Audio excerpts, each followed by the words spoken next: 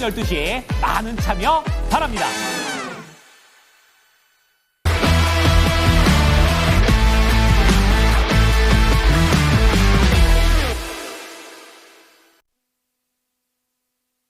프로의 시선, 매일 다른 프로들의 증시 인사이트 통해서 승률 높이는 전략 알아보겠습니다. 수요일의 프로 윤여민 이사입니다. 이사님 안녕하세요. 네, 안녕하십니까. 네, 오늘 주제 보시죠. 좀처럼 살아나지 못하는 국내 증시, 투자할 만한 섹터는?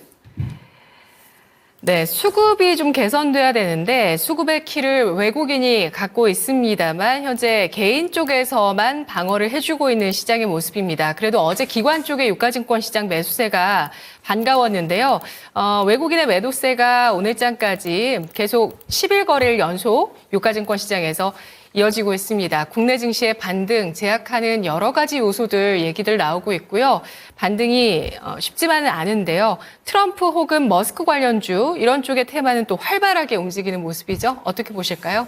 네, 일단 오늘 외국인 현선물 다 매도, 그다음에 기관도 지금 양지수를 매도하는 모습인데 사실 이제 말씀하셨던 것처럼 외국인 참 돌아오고 싶지 않습니다. 관련돼서 좀 여러 가지 좀 이유가 있겠습니다만 일단 우리나라 국내 시장에서 트럼프 트레이드 또 말씀하셨던 것처럼 여기에 더해서 머스크 관련된 어떤 테마로만 좀 움직이는 상황이 상당히 강해지고 있고요. 특히 이제 트럼프 당선인이 아직은 임명이 되지 않았습니다만 관련돼서 정책에 대한 어떤 명암이 분명히 있을 것이다라는 어떤 우려 섞인 부분이 있다 보니까 이와 관련된 섹터들의 어떤 변동성이 상당히 강하게 나타나고 있다라고 좀 말씀드릴 수 있을 것 같은데 대표적으로 이제 반도체랑 2차전지 섹터가 아닐까라는 생각합니다. 특히 이제 반도체 지원이 뭐 칩스법이라든지 그 인플레이션 감축법인 IRA 관련된 부분에 있어서 축소 혹은 뭐 폐지와 관련된 얘기들이 좀 나오다 보니까 관련돼서 우리나라 시장에서는 이런 부분을 좀 선반영을 하고 있다라고 좀 말씀을 드릴 수 있을 것 같고요. 여기에 또 이제 반도체 2차전지 또 제약바이오가 있었습니다만 제약바이오 섹터 같은 경우도 최근에 좀 조정이 좀 나오는 모습 좀 나오고 있는데 일단은 이 제약바이오 섹터 같은 경우는 제가 볼 때는 어떠한 이런 정책에 대한 피해보다는 일단 금리와 관련된 부분들 다시 이제 이 트럼프 정책과 관련돼서 인플레이션에 대한 부분을 일으킬 수 있다라는 어떤 그러한 측면 뭐 이러한 부분을 위해서 금리 인상에 대한 부분 혹은 뭐 금리가 다시 이제 인하된다기보다는 동결될 것이다 어떤 이러한 좀 얘기들이 계속 나오면서 오히려 지금 이제 제약바이오 섹터는 금리에 대한 부분에서 좀 타격을 받고 있다라고 좀 말씀드릴 수 있을 것 같고요. 여기에 더해서 보건복지부 장관으로 발탁이 됐다라고 볼 수 있을 것 같은데 지금 로버트 F 케너디 주니어 같은 경우는 어떻게 보면은 좀 아웃사이더 인물이라고 볼 수 있을 것 같고요. 좀 케네디가에서도 상당히 좀 제가 볼 때 내놓은 어떤 그런 인물인데 이 인물 같은 경우가 특히 이제 백신에 관련돼서 상당히 좀 불신을 갖고 있는 사람, 뭐 이와 관련돼서 지금 백신과 관련된 부분들 일단은 뭐 이제 모더나라든지 노바백스 같은 경우가 지금 바로 반응을 하면서 급락을 했습니다만 이러한 부분들이 제약바이오 전체로 지금 어떻게 보면은 악영향을 끼치지 않을까라는 좀 우려가 분명히 있다라고 좀 말씀드릴 수 있을 것 같습니다. 뭐 그러다 보니까 어떻게 보면 제약바이오 섹터 같은 경우도 정책에 대한 이슈라기보다는 좀 인물에 대한 어떤 이슈가 좀 부정적으로 좀 영향을 끼치면서 우리나라 시장 같은 경우는 이런 부분을 좀 상당히 선반영을 하고 있다라고 좀 말씀드릴 수 있을 것 같고 특히 트럼프 1기와 좀 비교했을 때 트럼프 1기에서는 지금 이제 공약했던 어떤 이런 것들에 대한 정책이 거의 20% 정도밖에 어떻게 보면은 이제는 집행된 부분이 있었기 때문에 트럼프 2기에서는 좀 더 강하고 빠르게 본인의 정책을 좀 집행하려는 의지가 상당히 강하다라고 좀 볼 수 있을 것 같고요. 이러한 부분에서 인선에 대한 부분들이 좀 나오고 있고 그러다 보니까 정책에 대한 불확실성이 다시 좀 환기되는 그러한 어떤 좀 어떻게 보면 이제 이런 모멘텀이 돌아가는 상황이다 보니까 그러한 측면에서 우리나라 시장 같은 경우는 이러한 부분을 계속해서 지금 선 반영해 나가는 그런 과정에 있지 않나라고 좀 말씀드릴 수 있을 것 같습니다. 네, 미국의 정권이 바뀌면서 좀 혼란한 상황들이 이어지고 있는 것 같습니다. 우크라이나에게도 갑작스럽게 에이테크임스 지급을 하게 되면서 장거리 미사일을 쏠 수 있는 그런 권리를 주면서 바로 쐈고요. 그리고 그 칩스법 관련해서는 이번 바이든 정권에서 TSMC 쪽 먼저 챙겨줬습니다. 보조금 최종 확정하면서 9조 2천억 원 챙기게 됐는데 우리 같은 경우도 이런 투자 생산 관련한 어쨌든 그런 부분들을 우리가 대거했기 때문에 미국 쪽에서 주는 이런 보조금들이 일단 칩스법부터 좀 이어질 수 있을지 그리고 또 그 IRL 같은 경우는 소비 말고 다른 생산 투자 관련해서는 뭐 전혀 언급한 바가 아직 없기 때문에 이런 부분들 어떻게 영향을 주게 될지 앞으로 다음 트럼프 2기 정권에 대한 관심이 크게 쏠리고 있습니다. 우리 금융당국 쪽에서는 이번 주에 증시 안정화위에서 이번 주부터 2천억 원 규모 밸류업 펀드 자금 집행 개시하겠다고 밝혔죠. 효과가 보이고 있나요?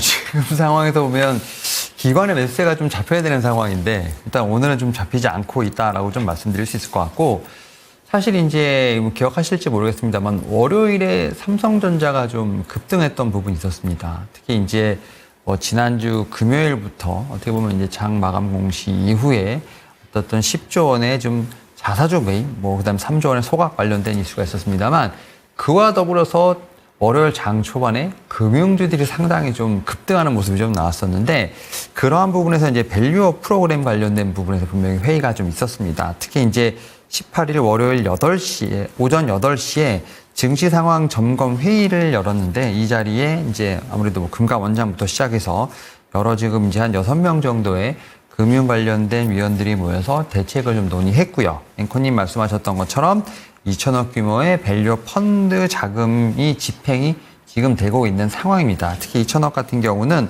한국증권금융도 어떻게 보면 증권 유관 기관에서 좀 매칭 펀드로 만든 것이라 볼 수 있을 것 같고 이런 부분에서 사실은 이제 밸류업 지수는 9월 달에 이미 발표가 됐었죠. 발표가 됐었고 이제 관련돼서 이제 자금이 집행된다라고 볼 수 있을 것 같은데 다만 좀 시장에서 이 밸류업 지수와 관련된 좀 논란이 상당히 많고요.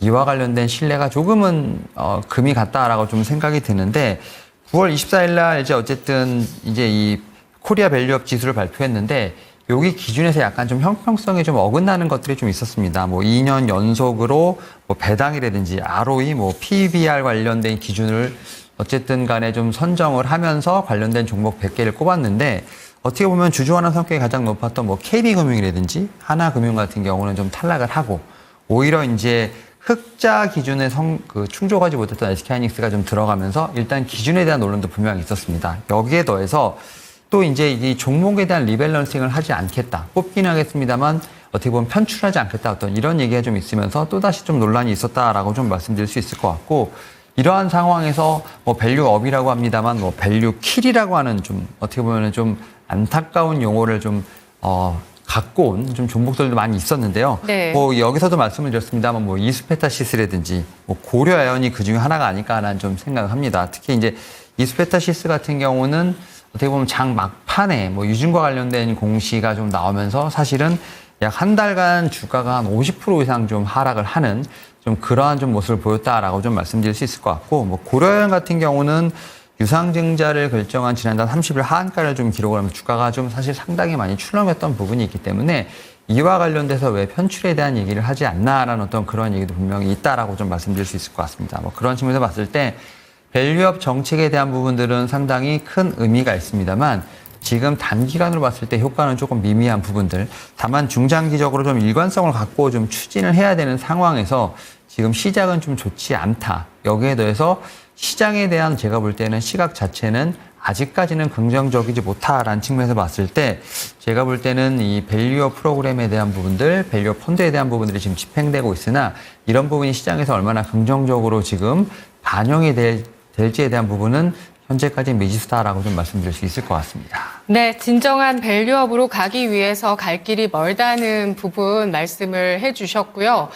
그리고 주주를 진정으로 위하는 마음을 가진 기업, 이런 관점의 변화를 위해서 과연 또 정책적으로 어떤 도움을 줘야 되는지에 대한 고민도 조금은 더 앞으로 필요하겠죠. 대내외 변수들 동시다발적으로 지수에 영향을 주고 있는데 앞으로 지수 방향성 어떻게 보실까요? 지금 되게 놀라운 사실을 저도 하나 좀 발견을 했는데 네. 지금 코스피랑 코스닥 지금 양 지수가 사실은 계속 하락을 하고 있는 상황인데 동시에 연속적으로 하락한 이제 개월수를 좀 체크를 해보면 지금 5개월 연속 지금 하락 중입니다. 코스피랑 코스닥 자체가. 그러니까 이번 달이 이제 음봉 마감을 하게 되면 5개월 연속 하락으로 좀 마감을 하는데 6개월 연속 이제 동시에 하락한 이제 때가 있었는데 그때는 지금 2000년대 IT 버블, 2008년도 금융위기 이때밖에 없습니다. 그럼 결국은 지금이 금융위기나 IT 버블도 아닌 상황에서 지금 양지수가 5개월 연속으로 하락을 하고 있다는 점 상당히 심각하고 무겁게 받아들여야 되지 않을까라는 좀 생각은 하고 있고요. 최근에 보면 유동성 장세가 아니죠. 거의 이제 거래 대금 자체가 없다 보니까 사실 어제 보통 상승했던 섹터들이 보통 오늘 같은 경우 좀 추가로 상승하는 경우가 좀 많은 상황인데 이게 어제 상승을 했던 섹터는 오늘 아침에 팔고 다른 섹터로 옮겨가는 그러다 보니까 시세 연속성이 계속 나오지 않고 테마성인 장세가 계속 나오는 상당히 안타까운 좀 어떻게 보면 핑퐁 장세가 계속 펼쳐지고 있는 상황이라고 좀 말씀드릴 수 있을 것 같고요. 그 가운데 아무래도 좀 삼성전자의 하락세가 사실은 좀 지금 제가 말씀드렸던 5개월 연속 하락에 좀 더 키가 되지 않았나 생각을 합니다. 사실은 삼성전자 같은 경우는 개별적인 악재도 분명히 있었습니다. 하지만 이렇게까지 전고점 대비해서 40% 이상이 거의 4개월 만에 빠졌다는 것 자체는 좀 개별적인 이슈로 빠졌다고 하기에는 좀 설명이 되지 않는 부분도 많거든요. 결국 뭐 이제 코스피 지수가 삼성전자를 끌어내린 건지 삼성전자가 코스피 지수를 끌어내린 건지에 대한 부분들 이러한 어떤 관계 자체는 명확하진 않습니다만 사실은 그러한 상황에서 봤을 때 지수의 하락과 특히 대장주인 삼성전자의 하락세는 상당히 뼈가 아프다라고 좀 말씀드릴 수 있을 것 같고 그런 측면에서 보게 된다고 하면 오히려 지금 상황에서는 어떤 조그마한 좀 모멘텀만 있다 하더라도 증시가 돌아설 수 있는 분명히 모멘텀은 있다라는 좀 역발상을 좀 분명히 해야 되지 않을까라는 좀 생각을 합니다. 그만큼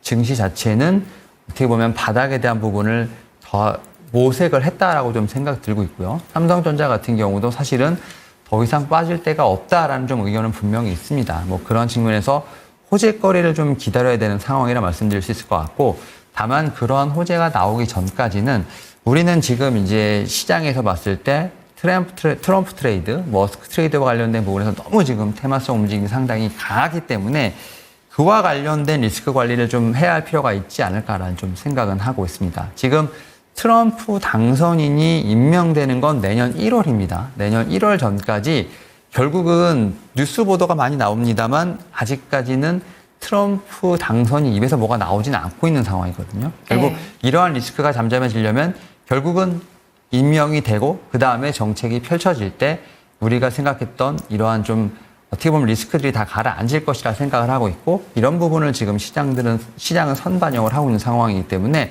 일단 내년 1월까지는 리스크 관리에 대한 부분이 분명히 필요하다라고 좀 말씀드릴 수 있을 것 같고 다만 그럼에도 불구하고 증시는 워낙 지금 바닥을 좀 향해 가고 있는 상황이기 때문에 어떠한 좀 트리거가 생기게 된다고 하면 분명히 반등에 대한 어떤 그러한 각도도 나올 수 있는 그러한 자리에 있으면 좀 말씀드릴 수 있을 것 같습니다.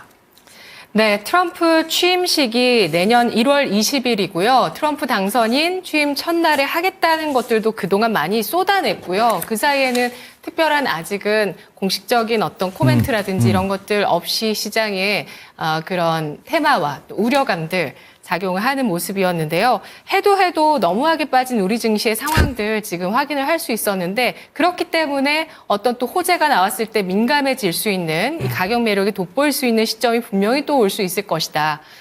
이달 하락하면 다음 달까지 참으면 6개월 하락이면은 진짜 위기 수준의 하락까지도 찍는 상황인데요. 연말 연초의 변화들 잘 지켜보도록 하겠습니다. 주목할 종목 투자 전략 남겨주시죠. 네, 일단은 지금 시장에서 봤을 때 가장 좀 대세는 아무래도 트럼프 트레이드가 아닐까 생각하면서 결국 미국의 좀 신정부 트럼프 2기가 들어섰을 때 수혜를 볼 수 있는 업종에 대한 부분은 계속해서 좀 체크할 필요가 있지 않을까 생각을 하고 있고요. 뭐 지금 여러 가지 섹터들이 지금 어쨌든 물망에 오르고 있는 상황입니다만 결국 수주와 관련된 부분들, 숫자와 관련돼서 제가 봤을 때 가장 탄탄한 섹터는 조선 섹터가 아닐까라는 좀 생각을 합니다. 다만 지금 조선 3사, 뭐 HD, 현대중공업부터 시작해서 현대미포 같은 종목들 같은 경우는 거의 지금 전고점에 다 달았거나 50주 신고가를 좀 써내려간 상황이기 때문에 오히려 그 밑에 있는 지금 기자재 쪽을 좀 체크해 볼 필요가 있지 않을까 생각을 하면서 뭐 엔진사 쪽에서는 저는 하나 엔진 한번 좀 말씀을 드려볼 수 있을 것 같고요. 그리고 이제 실질적인 수혜가 될 수 있는 종목들 중에서 최근에 좀 조정을 급하게 받고 있는 뭐 제약바이오 섹터 같은 경우도 저는 금리의 인하는 시간 문제다. 그리고 제가 볼 때는 숫자와 관련돼서 분명히 찍힐 수 있는 섹터라고 좀 생각을 하고 있기 때문에 제약바이오 섹터에 대한 부분들은 분명히 관심을 가질 필요가 있지 않을까 생각을 하고 있고요. 그러한 측면에서 봤을 때 사실 대장주가 좀 조정을 많이 받았기 때문에 오히려 지금은 대장주를 공략하는 것이 맞지 않을까 생각하면서 좀 어떻게 보면 좀 전고점 대비해서 뭐 10% 이상 조정을 받은 알테오젠 한번 좀 말씀을 드려볼 수 있을 것 같습니다. 네, 말씀해주신 탑픽들 수익률은 어느 정도 생각하면서 대응할까요? 욕심을 또 많이 부리면 놓칠까봐 걱정되실 것 네, 같아요. 하나 엔진 같은 경우는 뭐 전고점 대비했을 때 그래도 한 10%에서 15% 좀 정도 조정을 받은 부분이 있기 때문에 저는 이제 하나 엔진 같은 경우는 일단 1차적으로 전고점까지만 좀 일단은 보시는 걸 좀 말씀을 드릴 수 있을 것 같고요. 알테오젠 같은 경우는 지금 전고점 대비해서 일단 15% 정도 좀 조정을 받았습니다만 저는 알테오젠은 조금 더 길게 좀 끌고 간다는 생각에서 52주 신고가를 보시면서 저는 뭐 한 50만 원 정도 좀 신고가를 보시는 측면에서 봤을 때 좀 중장기로 어떻게 보면 끌고 가면 좋지 않을까라고 좀 말씀드려 볼 수 있을 것 같습니다. 네, 알겠습니다. 목표 주가까지 제시를 해주셨던 두 가지 탑픽, 한화 엔진과 알테오젠까지 의견 들어봤습니다. 분석 잘 들었습니다. 네, 감사합니다. 고맙습니다. 프로의 시선 윤여민 이사였습니다.